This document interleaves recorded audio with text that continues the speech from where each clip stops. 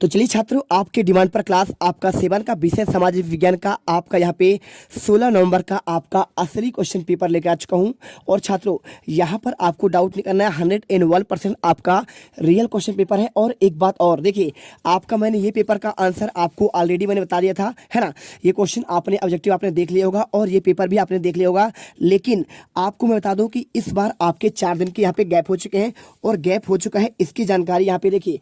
अभी आपको क्या है, पूरा रियल क्वेश्चन पेपर आपको यूट्यूब पर मिल रहा था, लीक हो रहा था, वायरल हो रहा था आपका यहाँ पे। तो एमपी बोर्ड के जो आपके अधिकारी हैं उनको ये बात पता चल चुकी है कि आपका पेपर लीक हो रहा है। तो यहाँ पे ये क्वेश्चन पेपर आपका चेंज हो सकता है। रीजन क्या है, बिल्कुल आपका यहाँ पे जो है ये पेपर आपका चेंज होगा। तो आप यहाँ पे क्या करेंगे, आपको यहाँ पे जो आपके 2 पेपर आए हैं, मेरे पास दोनों पेपर है और आपको मैं दोनों पेपर दिखाऊंगा। क्योंकि देखिए, ये क्वेश्चन पेपर अभी आपका रद्द होगा तो आपको वो क्वेश्चन पेपर आपको देखने को मिलेगा। तो आपको इसको तो पढ़ना ही है, इसका आंसर लगभग सभी यूट्यूबर देते हैं। लेकिन यहाँ पर जो आपको मैं दिखाऊंगा, यहाँ पे मात्र 1 से 2-3 यूट्यूबर के पास ही आपका वो पेपर रहेगा।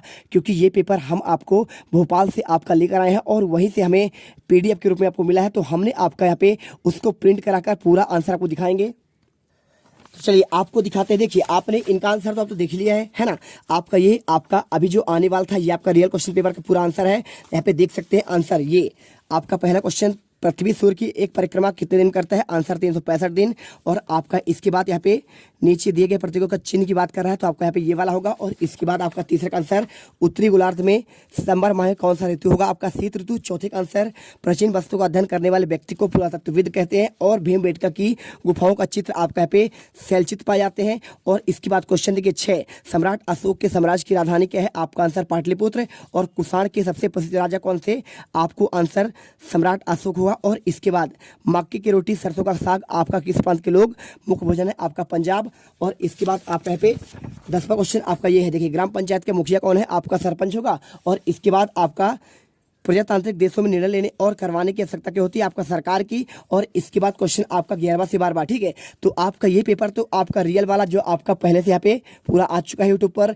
लेकिन आपका जो पेपर आपको आएगा, आपका यहाँ पे पेपर चेंज होगा, अधिकारियों द्वारा यहाँ पे निर्णय लिया गया तो आपको स्कूल में उसको दे जाएगा। चलिए आपको उसका हम आंसर दिखाते हैं, आप इसे अच्छे से पढ़िएगा। देखिए, आपको जो भी रियल पेपर लास्ट में आपका यहाँ पे निर्णय लिया जाएगा, आपको आंसर पेपर के 1 दिन पहले मिलेगा। लेकिन आपको इसे पढ़कर जाना है क्योंकि यहाँ पे आपके 2 पेपर आपके जारी हुए हैं। और आपका दूसरा आपका 1 से 10 तक क्वेश्चन आपका यह देखिए, क्या क्वेश्चन लिखा है, ऐसा स्थान जहाँ दस्तावेजों और पांडुलिपियों को संग्रहित किया जाता है क्या क्या कहते हैं, आपको अभिलेखागार, शिलालेख, विद्यालय या फिर कोषालय। तो राइट आंसर आपका अभिलेखागार कहते हैं। मैंने इसका पूरा आंसर एक बार में लेके आ चुका हूँ। और किस सुल्तान द्वारा सैनिकों को नकद वेतन दिए जाने की व्यवस्था की गई, गयासुद्दीन बलबन, इल्तुतमिश, अलाउद्दीन खिलजी, बहलोल लोदी। तो आंसर आपको बी नंबर आपका अलाउद्दीन खिलजी होगा। और इसके बाद क्वेश्चन आपका यहाँ पे तीसरा दिया गया है, राजराजेश्वर मंदिर का निर्माण किस वंश के शासक द्वारा कराया गया, आंसर आपका यहाँ पे चोल वंश होगा।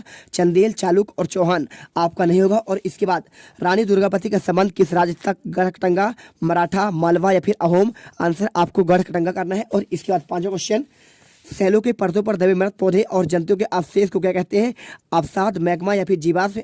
तो आपका राइट आंसर देखिए, आपको यहाँ पे सैलों पर आपको परतों में दबे आपको यहाँ पे जंतु का अवशेष आपको यहाँ पे जीवाश्म होता है, ठीक है। आपको यहाँ पे खनिज नहीं करना है, आपको आंसर यहाँ पे जीवाश्म करना है। और इसके बाद काई और लाइकेन वनस्पति किस क्षेत्र में पाई जाती है, रेगिस्तान क्षेत्र में, उष्णकटिबंधीय, ध्रुवीय या फिर आपका भूमध्यसागरीय। तो आपका राइट आंसर आपका यहाँ पे ध्रुवीय प्रदेशों में होगा। और इसके बाद क्वेश्चन 7वां, गंगा नदी की सहायक नदी कौन सी है, चंबल, घाघरा और आपका यहाँ पे ताप्ती, सोन, ठीक है। देखिए, तो घाघरा की बात करें तो घाघरा आपका यहाँ पे देखिए, इसका आपका यहाँ पे सहायक नदी है। लेकिन चंबल आपका यहाँ पे किसका है, आपका यमुना पर मिलता है। और सोन आपका मिलता है गंगा पर।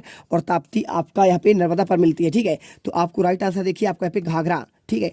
आपका यहाँ पे देखिए बात कर रहा है असहायक नदी कौन सी नहीं है, तो आपको यहाँ पे ये सारे आपको जाकर मिलती है। लेकिन आपको यहाँ पे ताप्ती नहीं मिलता है। तो आपका राइट आंसर आपको डी नंबर लगाना है। और इसके बाद 8वां, सार्वभौमिक वयस्क मताधिकार का अर्थ क्या होता है, आंसर सभी वयस्क नागरिकों को वोट देने का अधिकार, सभी वयस्क मताधिकारों को शिक्षा का अधिकार, आवास का अधिकार और आपका स्वतंत्रता का अधिकार। तो आपका सार्वभौमिक मताधिकार का आपका इसका अर्थ होता है सभी वयस्क नागरिकों को आपका वोट देने का अधिकार, आपका राइट आंसर होगा। और इसके बाद विधायक का चुनाव किसके द्वारा होता है, जनता के द्वारा, पंचों के द्वारा, सरपंचों के द्वारा या फिर आपका पार्षद के द्वारा। तो आपको राइट आंसर आपका यहाँ पे जनता के द्वारा करना है। और इसके बाद क्वेश्चन आपका यहाँ पे 10वां आता है, 10वां क्वेश्चन देखिए, आपको यहाँ पे मिल जाएगा क्वेश्चन, इलेक्ट्रॉनिक मीडिया के अंतर्गत आपको क्या आता है, टेलीविजन, अखबार, पत्र या फिर पत्रिकाएं। तो आपको राइट आंसर यहाँ पे टेलीविजन आपका सही आंसर होगा। और इसके बाद क्वेश्चन आपका आता है 11 से लेकर 20 तक। देखिए क्या लिखा है, पांडुलिपियों के उपयोग में इतिहासकार के सामने कौन कौन समस्या आई। तो आप आंसर लिखिए, पांडुलिपि इतिहास के अनेक स्रोतों में से एक है और इनके उपयोग में इतिहासकारों के सामने निम्न समस्या आई। पहला, पांडुलिपि की लिखावट में समझाने में दिक्कत आई। और दूसरा, पांडुलिपि का मूल प्रति में लेखक बदलाव करते रहे और इसलिए इसे समझने में आपका समस्या है। इसके बाद दूसरा क्वेश्चन, राजाओं द्वारा एकत्रित संसाधनों का उपयोग क्यों किया गया। आंसर, राजाओं द्वारा एकत्रित संसाधनों का उपयोग प्रजा की देखभाल, मंदिरों, दुर्गों और अन्य अभियान के संचालन में प्रयोग किया गया। और मनसबदार क्या है, तो आपके मूलों की सेवा करने वाले नौकरशाह मनसबदार कहलाते थे। मनसबदार अपना वेतन राजस्व एकत्रित करने वाली भीहों के रूप में आपको पाते थे, उन्हें जागीर कहते हैं। और इसके बाद सिखों द्वारा स्थापित राखी व्यवस्था किससे संबंधित थी। आंसर, सिखों द्वारा स्थापित राखी व्यवस्था आपका राजस्व से संबंधित। ठीक है, आंसर करिए। और इसके बाद क्वेश्चन देखिए, भूकंप के दौरान बचाव के लिए हमें कहाँ आश्रय लेना चाहिए। तो भूकंप के महसूस होते ही घर के बाहर निकलकर खुली जगह पर चले जाएं। और अगर गली काफ़ी सक्रिय हो और दोनों तरफ आपको घर से निकलने के काफ़ी वक्त लगने का अनुमान हो तो कमरे के कोने पर जाकर मजबूत फर्नीचर के नीचे छिप जाना चाहिए। और इसके बाद क्वेश्चन आपका आता है यहाँ पे 16वां नंबर, अस्थायी वस्तु के पक्के घर क्यों नहीं बनाते हैं। तो आपको उत्तर लिखना है यहाँ पे, क्योंकि इनमें कुछ लोग कुछ समय के लिए घरों पर रहते हैं और इसके बाद दूसरी जगह पर चल जाते हैं और नए आवास बनाकर पक्के मकान में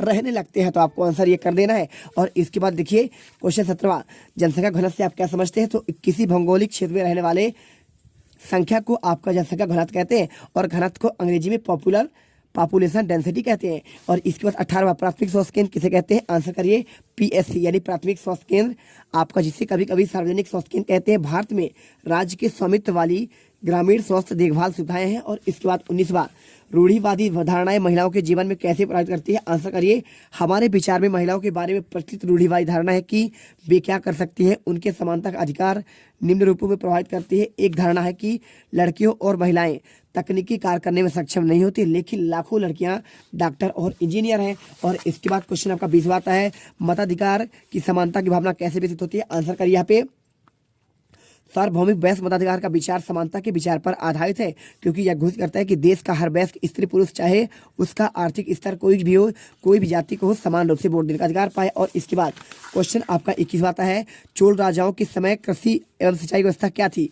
आप आंसर करिए यहाँ पे, देखिए आप यहाँ पे आंसर करते थे, आर्थिक जीवन का आधार कृषि थी और भूमि का स्वामित्व समाज में सम्मान की बात थी। कृषि के साथ ही पशुपालन व्यवसाय भी समुन्नत था। और चोल देशों में सिंचाई की सुविधा के लिए कुएं और तालाब खुदवाए गए, नदियों को अववाह को रोककर पत्थर के बांध बनाए गए, जलाशय डैम बनवाए गए, कावेरी नदी पर बांध बना, साथ ही एक झील खुदवाई गई जिसका बांध 16 मीटर लंबा था।